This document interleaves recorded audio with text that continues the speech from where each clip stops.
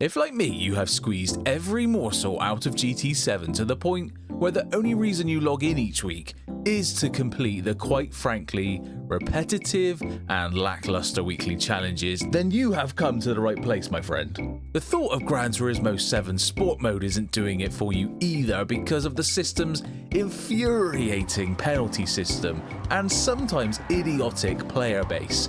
It's enough to send shivers down your spine and wince at the thought of even gracing your beloved car collection with other online players. Don't worry though, Mad Ludog has got you covered. Here are 7 fun things to do in Gran Turismo 7 if you hate Sport Mode. I want you to scrap the idea of using your most extreme cars for the weekly challenge. Scrap it. It's no good. Alright, what we're going to do is use the recommended car. Okay, so I've been having a lot of fun with this on my streams. Use the recommended car, 0 upgrades, and see if you can try and complete it. Alright, what's the point loading up Gran Turismo, picking your fastest car, blasting through the challenges, you're done in 5 seconds. Have some fun with the weekly challenges. Put a budget on it if you have to do some upgrades, maybe 50k. All right, so try and bang through the weekly challenges with the recommended car. Gran Turismo will recommend a car for you to use. Use that car for each race. See if you can do it. Add some spice to the weekly challenges. That's my first upgrade for you. My second one is to design your own race team. You could be Gunther Steiner and not give all the fucks. Okay, pick a car, head into the custom the custom livery maker thing, and get creative. Slap a design on it, and you're going to buy 2 of these cars, all right, because you're going to make a first car and a second car. Okay, that's going to be important later for another tip that I have in these cool features, cool things you can do in Gran Turismo 7. Okay, so design your own race team. Okay, that's important. You're gonna need that in a minute. Some of these ideas really flow and mash together. Okay, so what you've designed your race team. Okay, you can use that in a real-life race series that you can create. I've done a few of these now, and they've all turned out brilliantly. I did some Group A stuff, where I created a full custom grid. I think I had a difference of about 4 different cars, but what I did was if you buy, say, 4 or 5 of the cars, then you can slap different liveries on each of them, and then you have a grid comprising of 20 cars. You've got about 4 or 5 different car models in that series, and it ends up looking fantastic. If you just got, it doesn't take, depending on what race series you create. I created a Formula 1 style race series. That did cost a little bit, because you can imagine 20 cars, 1 million credits each for a different livery. It racks up. But if you go for like a Group A, some of those are 300,000, something like that, and you could probably put a full 20 car grid together quite easily. And if you're that passionate about it, use your created race team and stick it in the race series. What I ended up doing is you can create like a championship from it. So you could decide the grid order by running a little mini sprint race for the first one, see what the grid order is, run that, and then from the races that follow on, do like a reverse grid and just log everything. It's huge fun. I love doing it. You can check out my series. I'll put a link up there.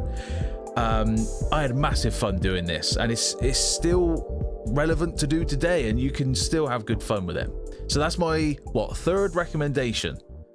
On to 4. In scapes mode, there is now a feature where you can get, you can take portrait scapes. Okay, so one of my favorite things to do in Gran Turismo 7 is to create custom phone liveries, phone wallpapers, okay, or desktop wallpapers.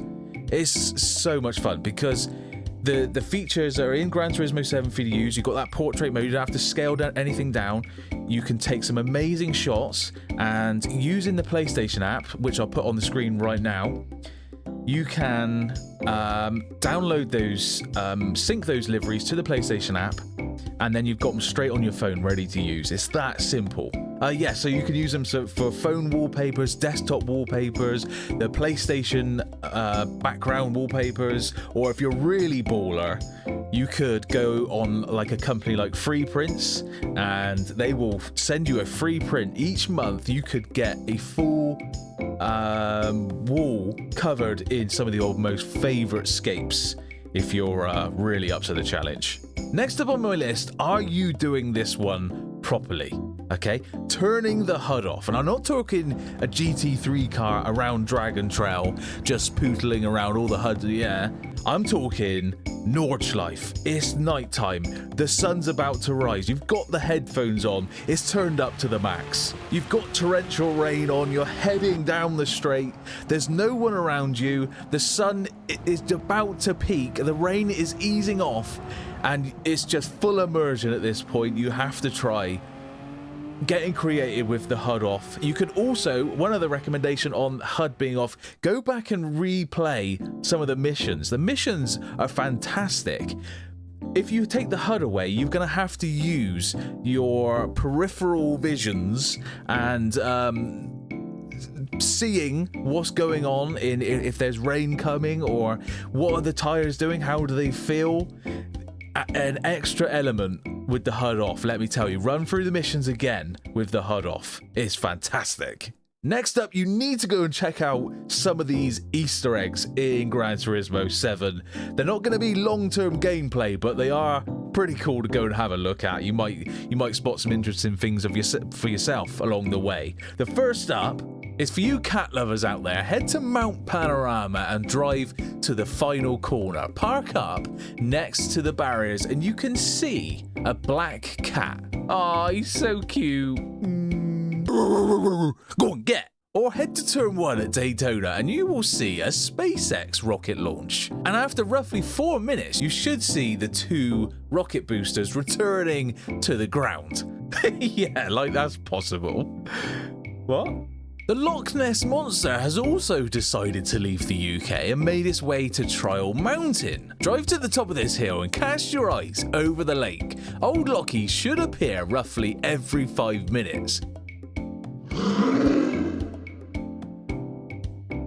I mean, with a schedule like that, it's a wonder he hasn't been spotted already. While you're there, you might as well go and give Rafiki some love. Drive to turn 6 and go into camera mode. From here, manually move the camera to face this tree. You should see this little cheeky guy casually observing your lack of ability to drive a car.